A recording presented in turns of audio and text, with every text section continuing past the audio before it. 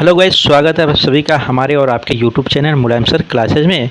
दोस्तों, जैसे कि आपको पता है कि हम भारतीय राज्य व्यवस्था जो खान सर द्वारा लिखी गई है क्वेश्चन किलर की बुक, उस सीरीज़ को हम कंप्लीट कराने वाले हैं और आज हमारा डे 4 है।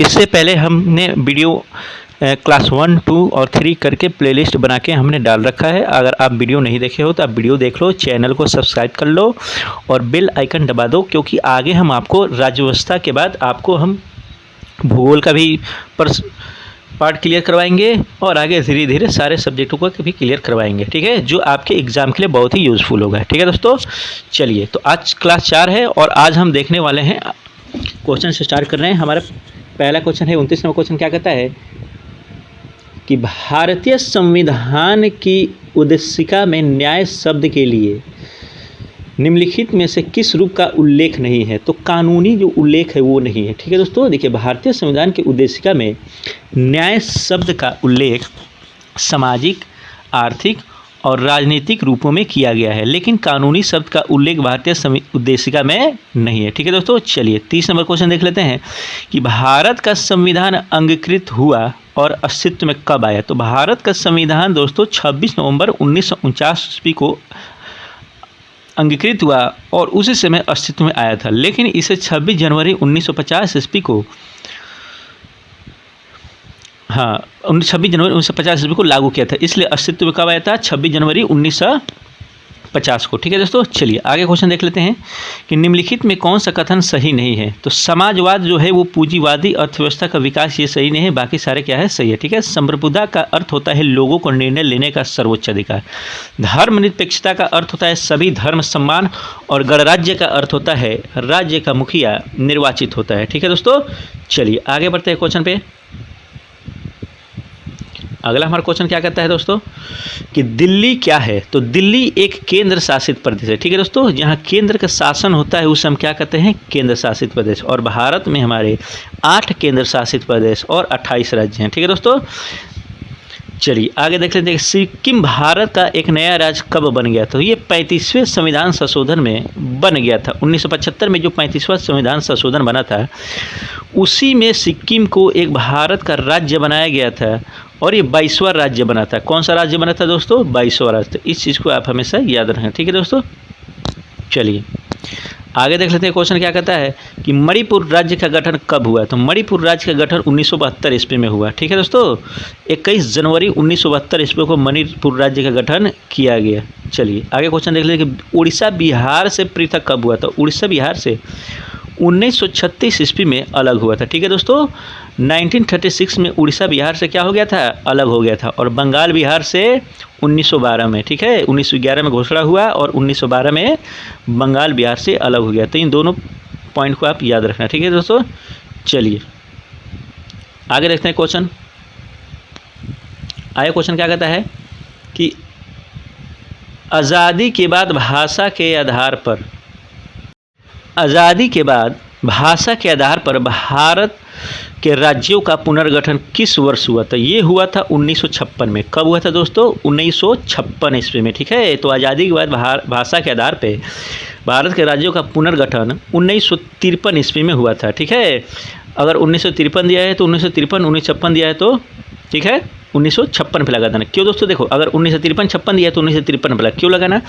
क्योंकि जो राज्य पुनर्गठन अभियान पारित किया गया था 1956 में, लेकिन इसके पहले ही 1953 ईस्वी में भाषाई आधार पे, ठीक है, राज्य का पुनर्गठन हो गया था। ठीक है, और पहला राज्य जो बना था वो कौन बना था? आंध्र प्रदेश। कौन बना था दोस्तों? आंध्र प्रदेश। ठीक है, चलिए आगे देख लेते हैं कि मद्रास का नया नाम क्या है? मद्रास का नया नाम चेन्नई है। क्या है दोस्तों? ये 1996 ईस्वी में इसको क्या कर दिया गया? चेन्नई कर दिया गया। ठीक है, चलिए 7वां नंबर क्वेश्चन देख लेते हैं कि 28वां नया सम्मिलित भारतीय संघ में कौन सा राज्य है? तो झारखंड है, जो बिहार से अलग हुआ है। 15 नवंबर 2000 ईस्वी को अलग हुआ है। ठीक है दोस्तों, ये 28वें राज्य के रूप में। और 29वां जो राज्य है यहाँ देख लो आप, तेलंगाना। ठीक है, जो आंध्र प्रदेश से कट के अलग हुआ है। ठीक है दोस्तों, चलिए आगे हम देख लेते हैं। 8 नंबर क्वेश्चन क्या कहता है कि भारत का संविधान भारत को कैसा वर्णित करता है? तो राज्यों के संघ के रूप में। ठीक है, आर्टिकल 1 से ही शुरुआत होता है कि भारत राज्यों का संघ है। ठीक है दोस्तों, तो भारत क्या है? राज्यों का एक संघ है और इसी से वर्णित करते हैं। ठीक है दोस्तों, चलिए आगे देख लेते हैं। आगे क्वेश्चन क्या कहता है कि भारत का संघ, ठीक है, भारत का संघ, भारत के राज्य एवं संघ शासित प्रदेशों को शामिल किए जाते हैं, ठीक है। तो ये ऑप्शन नंबर सी। चलिए 9वां नंबर क्वेश्चन देख लेते हैं। भारत ने सरकार के संघीय रूप का चयन किया, क्यों किया? क्योंकि भाषाओं और संस्कृति में विविधता थी, ठीक है। इसी के लिए भारत में सरकार के संघीय रूप का चयन किया था, ठीक है दोस्तों। और इसका उल्लेख किसमें है? आर्टिकल 1 में। इस चीज़ को भी याद रखना। चलिए आगे देख लेते हैं। 10 नंबर क्वेश्चन क्या कहता है कि मिजोरम एक राज्य के रूप में अस्तित्व में कब आया? तो ये आया था 1987 में, ठीक है। कब आया था? 1987, ठीक है दोस्तों, याद रख लेना। चलिए, और ये हमारा कौन सा राज्य बना था? 23वां, ठीक है। कौन सा बना था? 23वां। चलिए आगे देख लेते हैं कि निम्नलिखित में से 11 नंबर क्वेश्चन, निम्नलिखित में से स्वतंत्र भारत में कौन से राज्य भाषाई आधार पर निर्मित किए गए? तो भाषाई आधार पर निर्मित किए गए राज्य क्या है, कौन कौन से हैं?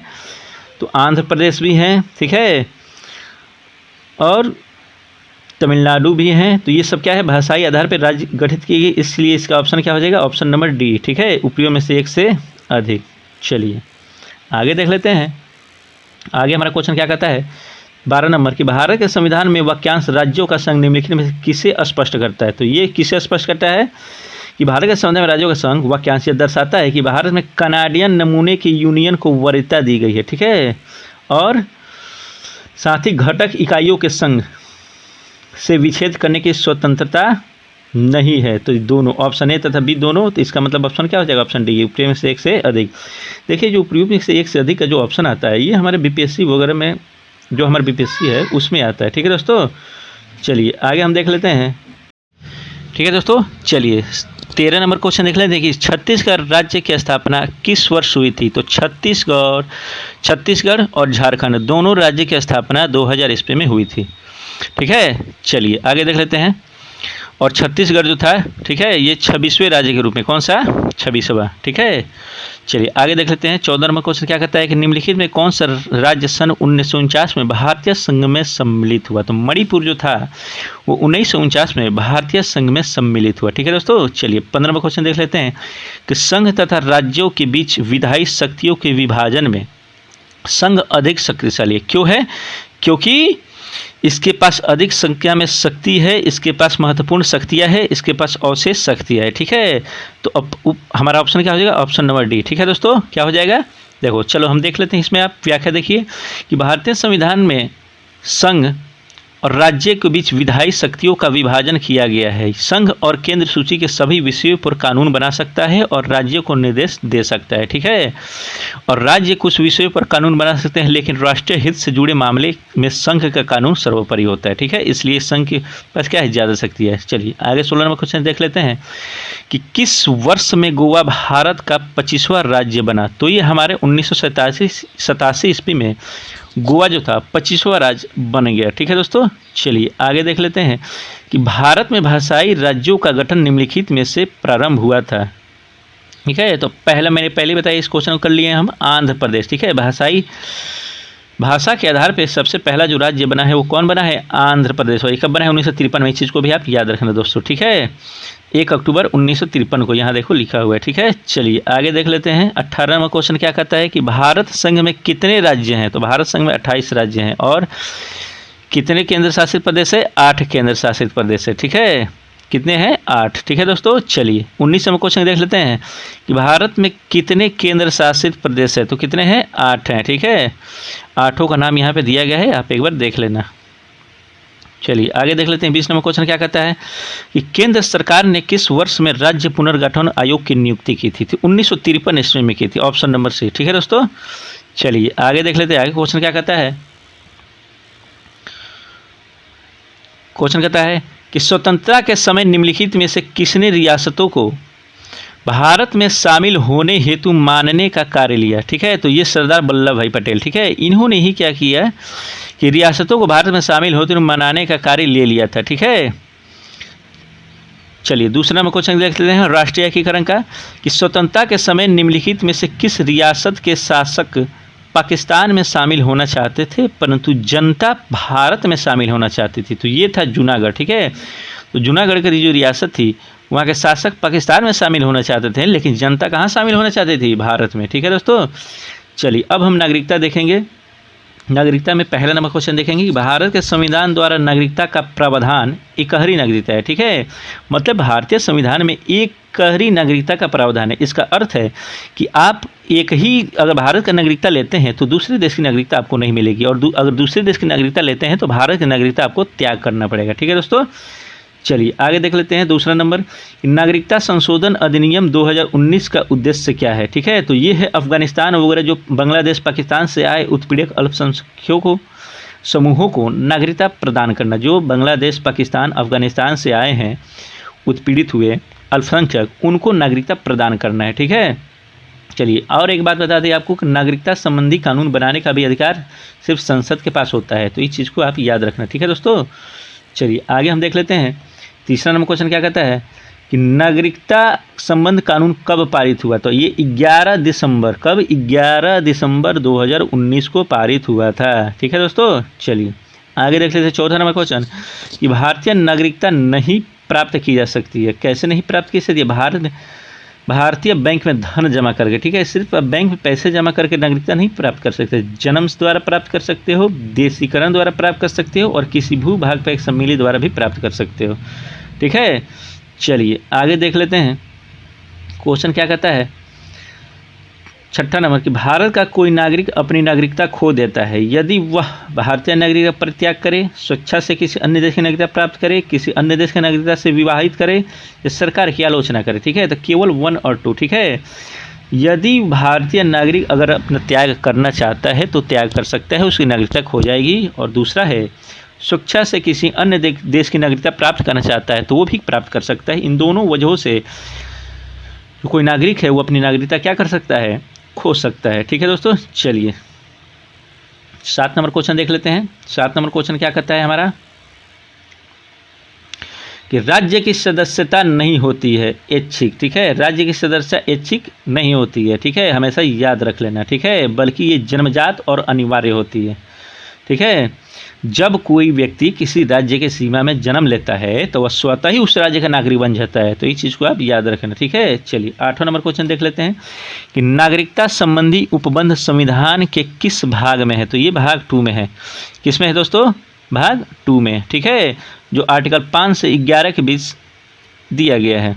चलिए 9 नंबर क्वेश्चन देख लेते हैं कि किन 2 प्रकारों से नागरिकता प्राप्त होती है?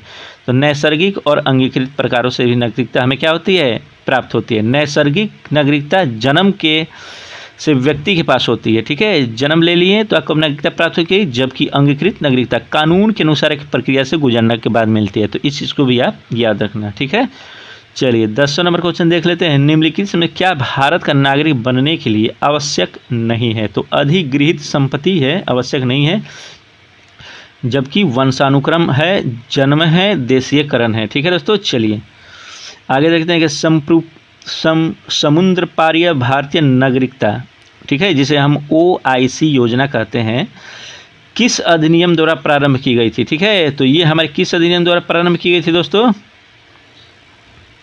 किस अधिनियम द्वारा? तो नागरिकता संशोधन अधिनियम 2003 द्वारा, ऑप्शन नंबर ए। ठीक है, इसमें OIC योजना प्रारंभ की गई थी। ठीक है, चलिए आगे देख लेते हैं। 12 नंबर क्वेश्चन क्या कहता है कि भारतीय सरकार द्वारा दोहरी नागरिकता कब स्वीकृति की गई? तो ये की गई थी 2005 में। कब की गई थी? ठीक है, 2005 में। ठीक है, लेकिन ये पूर्ण नागरिकता नहीं देता है, इस चीज़ को भी याद रखना। ठीक है, दोहरी नागरिकता है लेकिन ये क्या करता है? पूर्ण नागरिकता नहीं देता। चलिए अब हम मौलिक अधिकार के बारे में पढ़ेंगे, और पहला क्वेश्चन है हमारा कि अनुच्छेद 16 का संबंध किससे है? तो समता का अधिकार, ठीक है, जिसे हम कहते हैं समानता के अधिकार से। ठीक है, लोक नियोजन में अवसर की समानता। ठीक है, लोक नियोजन में जो अवसर की समानता है, मतलब लोक नियोजन मतलब क्या? जो नौकरी में जो समानता है वो किस आर्टिकल से आपको प्राप्त होता है? आर्टिकल 16 से। तो इस चीज़ को आप याद रखना। ठीक है, आर्टिकल 14 का संबंध किससे है? कानून के समझ समानता। 19, ठीक है, स्वतंत्रता प्रदान करती है नागरिकों को। ठीक है, और 22 जो है वो गिरफ्तार व्यक्ति को कुछ अधिकार मिलते हैं। ठीक है, चलिए आगे देख लेते हैं 2 नंबर क्वेश्चन कि अनुच्छेद 17 का संबंध किससे है? अस्पृश्यता की समाप्ति। अस्पृश्यता का अर्थ होता है दोस्तों छुआछूत। ठीक है, तो छुआछूत का जो संबंध है वो आर्टिकल 17 से है। ठीक है, चलिए आगे हम देख लेते हैं। आगे क्वेश्चन क्या कहता है? उसी में जो अथवा अथवा क्वेश्चन है उसको भी एक बार देख लेते हैं हम कि अपरिचय समाप्त कर दिया गया और उसे अभ्यास करने के लिए दंडनीय क्या है, आर्टिकल 17। ठीक है, आर्टिकल किससे कहा गया है, 17 से। तो भारतीय संविधान के किस अनुच्छेद द्वारा अस्पृश्यता को समाप्त किया गया, तो ये आर्टिकल 17 से। ठीक है, इस चीज़ को याद रख लेना। और ये जो अधिनियम है वो 1955 में पारित किया गया था। ठीक है, अपराध अस्पृश्यता अपराध अधिनियम ये कब पारित किया गया था, 1955 में। तो इस चीज़ को भी आपको याद रखना है। ठीक है, चलिए आगे बढ़ लेते हैं। 3 नंबर क्वेश्चन क्या कहता है कि भारतीय संविधान के अनुसार किसी भी व्यक्ति को जिसे गिरफ्तार अथवा बंद किया गया है सबसे नज़दीकी मजिस्ट्रेट की उपस्थित करने का अधिकार कितने हैं, तो 24 घंटे। मतलब कोई भी व्यक्ति अगर बंदी बना लिया जाता है तो उसको 24 घंटे के अंतर्गत उसको मजिस्ट्रेट के सामने पेश करना ही है। ये पुलिस का दायित्व है, तो इस चीज़ को आप याद रखना। ठीक है, चलिए 4था नंबर क्वेश्चन देख लेते हैं कि भारत में प्रेस की आज़ादी को क्या प्रदान करता है। ये हमारा भारतीय संविधान और ये 19 आर्टिकल 19 में प्रेस की आज़ादी, 19 के पहला का ए। ठीक है, इसमें क्या कहा गया है, प्रेस की स्वतंत्रता है। ठीक है, चलिए आगे देख लेते हैं।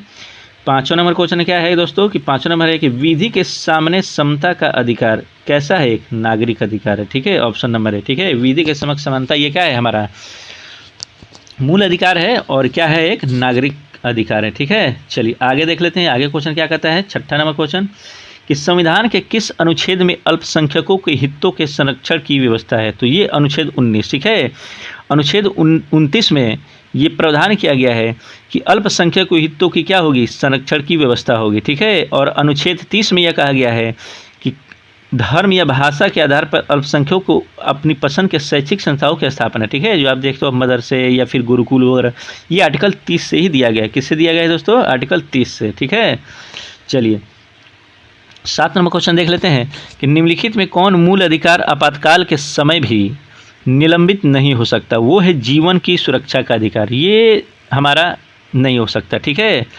निलंबित नहीं हो सकता। ठीक है, चलिए 8वां नंबर क्वेश्चन देख लेते हैं कि भारत में रहने वाला एक ब्रिटिश नागरिक किस अधिकार का दावा नहीं कर सकता, तो धर्म की स्वतंत्रता की दावा कर सकता है, जीवन और व्यक्तिगत स्वतंत्रता की संरक्षण की भी दावा कर सकता है, लेकिन व्यापार और पेशे की स्वतंत्रता का दावा नहीं कर सकता। बाकी सारे क्या हो सकता है, कर सकता है। तो इस चीज़ को आप याद रखना। ठीक है दोस्तों, चलिए 9वां नंबर क्वेश्चन देख लेते हैं।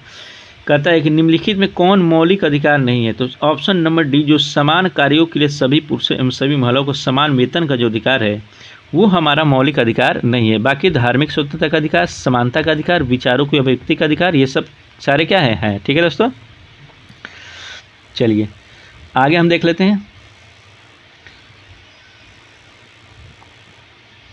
आगे क्वेश्चन क्या है, 10 नंबर क्वेश्चन कि भारतीय स्वतंत्रता का अधिकार में वर्णित अधिकार सम्मिलित कौन सा नहीं है, तो विवेक की स्वतंत्रता नहीं है, बाकी सारे अधिकार हैं। ठीक है, गिरफ्तारी निरोध से बचाव, भाषण एवं व्यक्ति की स्वतंत्रता, जीवन एवं व्यक्तित्व स्वतंत्रता का बचाव, ये तीनों है, लेकिन विवेक की स्वतंत्रता नहीं है। ठीक है दोस्तों, चलिए 11 नंबर क्वेश्चन क्या कहता है कि अनुच्छेद 19 के अंतर्गत कौन सा स्वतंत्रता का अधिकार नहीं है, तो ये वैयक्तिक स्वतंत्रता का अधिकार नहीं है, बाकी सारे हैं। ठीक है, चलिए आगे हम देख लेते हैं।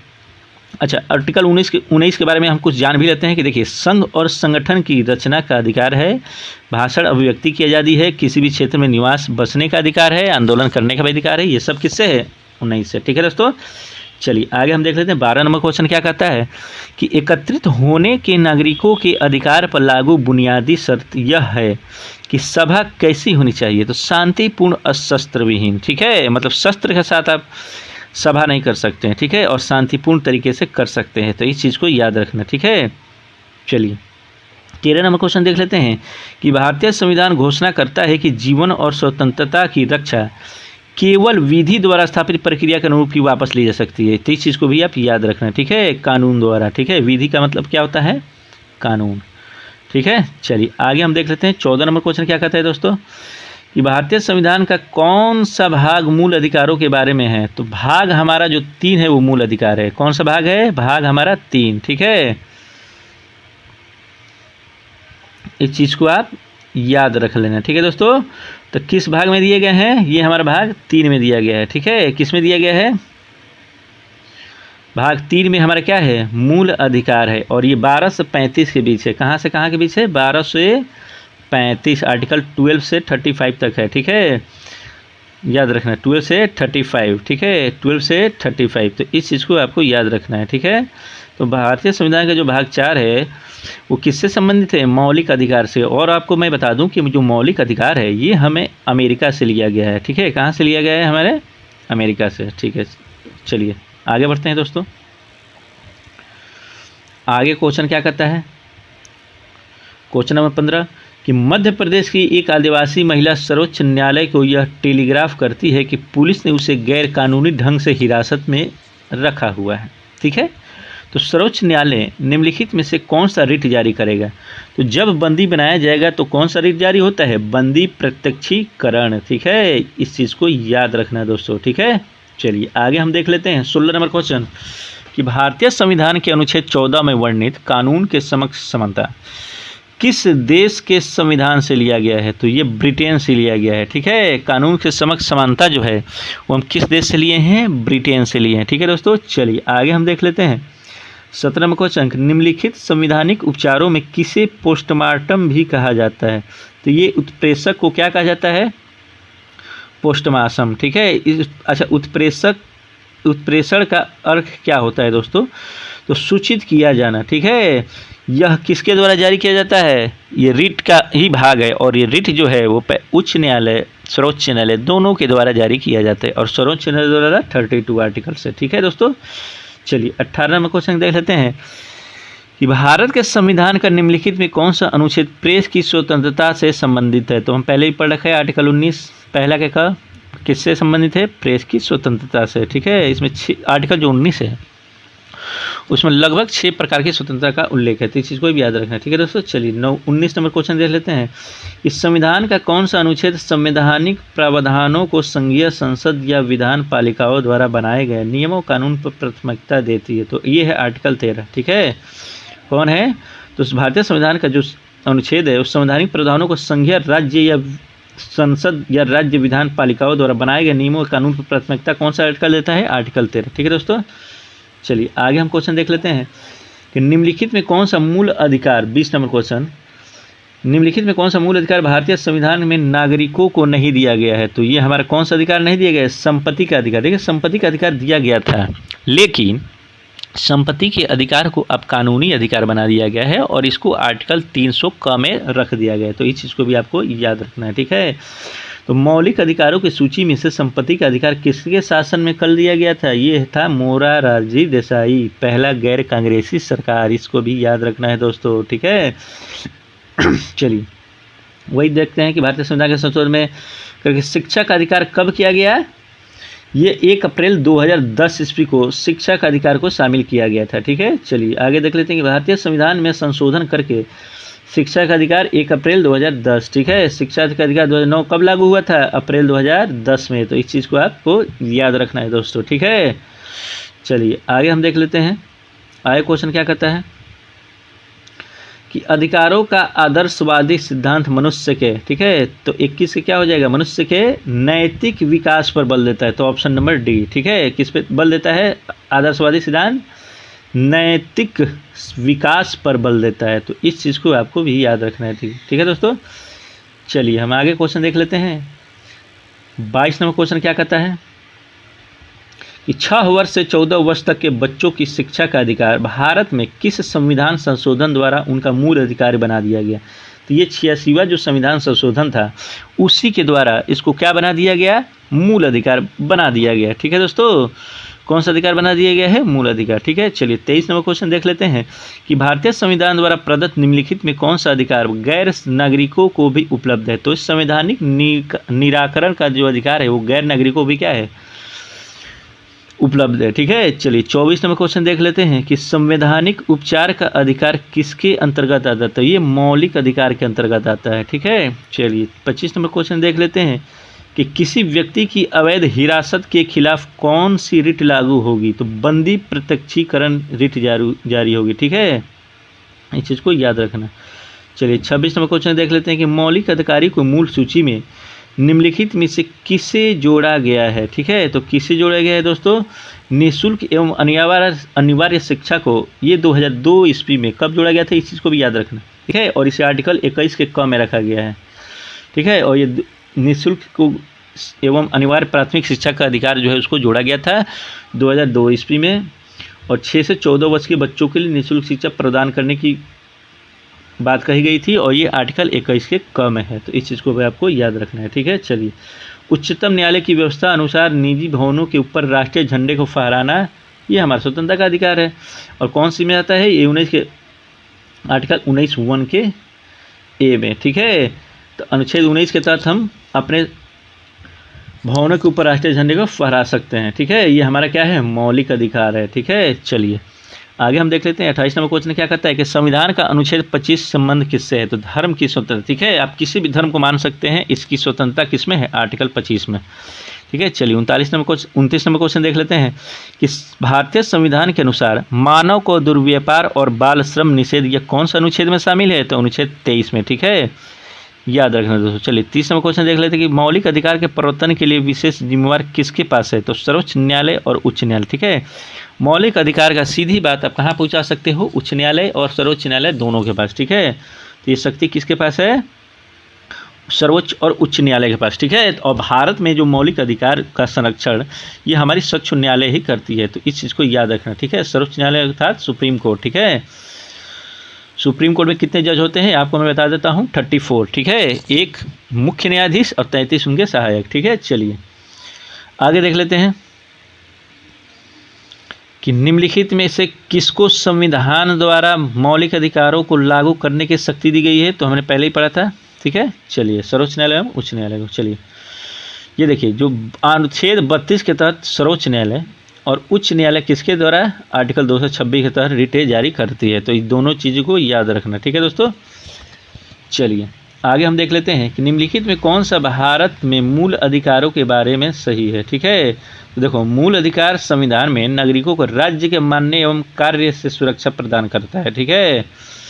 और ये राजनीतिक कानूनी सामाजिक समानता सुनिश्चित करता है, ठीक है। और जिस देश में न्यायपूर्ण और समान समाज की स्थापना होती है और सुरक्षा संतुलन बनाए रखता है, तो ऑप्शन क्या हो जाएगा, ऑप्शन डी, ठीक है। उपयुक्त में से एक से अधिक।